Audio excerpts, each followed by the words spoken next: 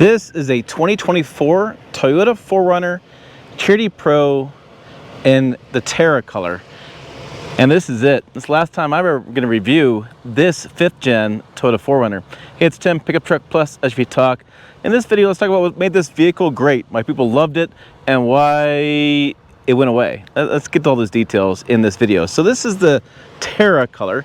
It's been turning heads all time I've been in my house.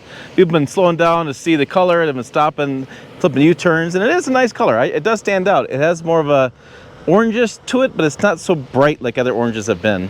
The TRD Pro, you can tell by the Toyota badge in there, our fake hood scoop. Yeah, there's nothing real there.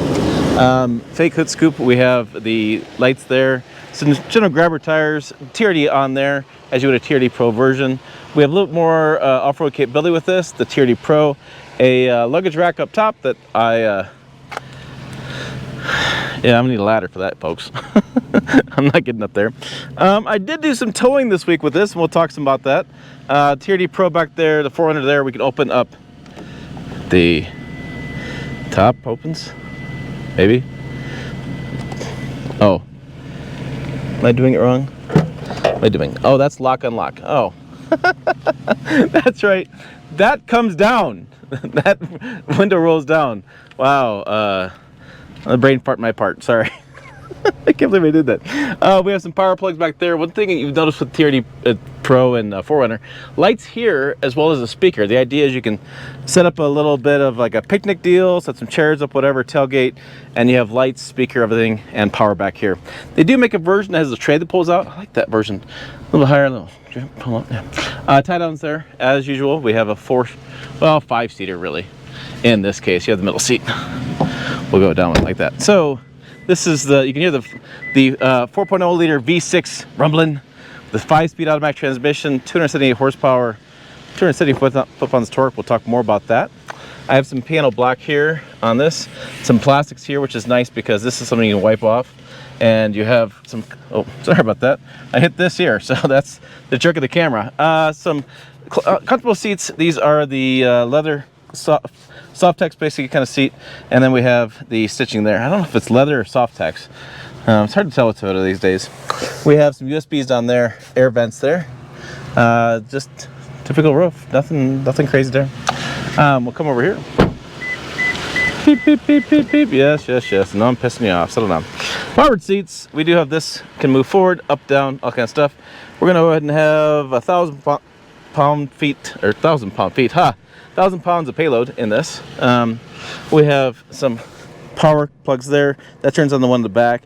Cameras and heated windshield wipers. And here we have the digital gauge there, small TFT kind of gauge, and then we have mechanical gauges here and there. I've been averaging 15, 16. This says 17, 16 city, 19 highway. I'm getting about that driving down in Denver and back a few different times. Piano black, Denver's 180 miles down and back.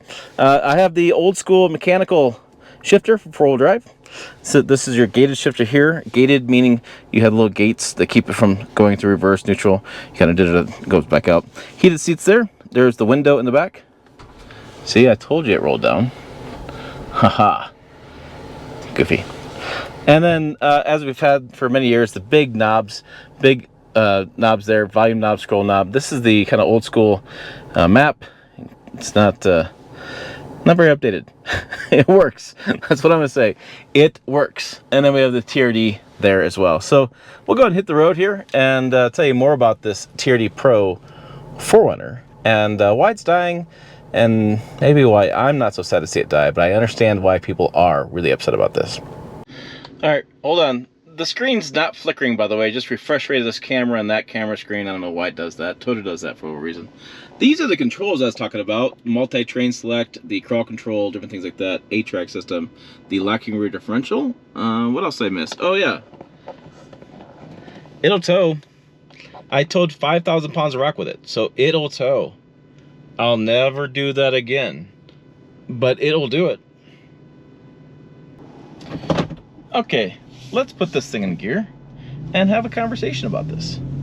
So this is a $56,000 body on frame, 2-row SUV, seats 5, lots of off-road capability in this with the 4-wheel drive systems. And then I didn't show you on the screen, but I'll add it to it.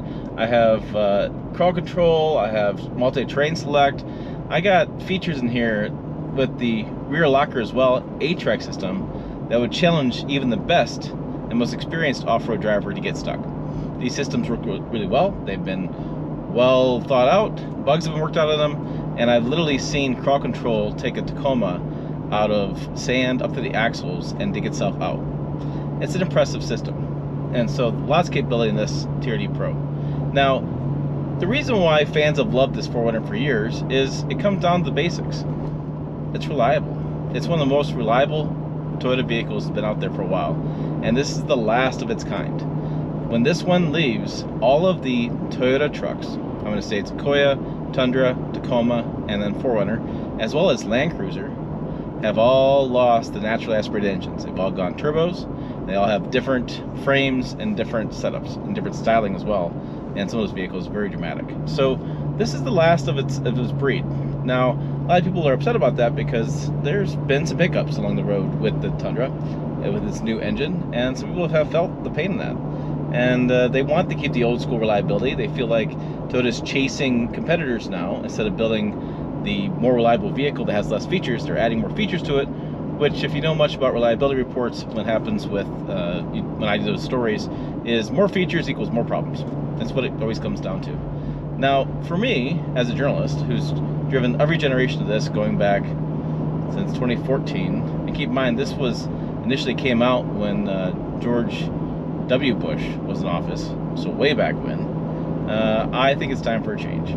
I do. As much as I like the 4Runner, as much as I know people that love it, and I know I have a family members that have these, they love them. When I drove it the other day to Denver, I was doing Wildcat Hills, which is just a 3% grade, just a mile south of me, or 2 miles south of me, and this thing was screaming to hold 75 miles an hour. I was almost at 4,000 RPMs at one point, trying to hold 75 miles an hour to get over the hill. And getting 16 miles per gallon out of this, 16, 17, I'm screaming at the RPMs. I mean, it really needs new powertrain, badly. The 4-liter V6 was a good option for years. The 5-speed has been the way it's been for years. But, you know, with the new technology these days, transmissions, new powertrains, I can have a lot better performance and a lot smoother drive with an upgraded powertrain. Now, whether or not you like turbos or not, leave it up to you guys to argue about in the comments. I also feel like the interior is time for a new one. We've all gone digital displays these days, and the smaller screen is fine. It's useful. It works. The whole setup in here works, but it doesn't appeal to me anymore. And yeah, I'm usually the guy who doesn't like change. I usually hate it. In this case, you know, it looks like the screen is definitely like 1980s, feels like Atari, versus today's screens with the better resolution. The backup camera is fuzzy in this. The graphics are old school. The map is like, really, that's the best you can do at $56,000. And I just feel like it's time, and Toyota knows it's time. They were trying to keep this, get this refresh done many years in the past, and they finally did it. And I think you're going to find the new generation is going to be a wow factor for a lot of consumers.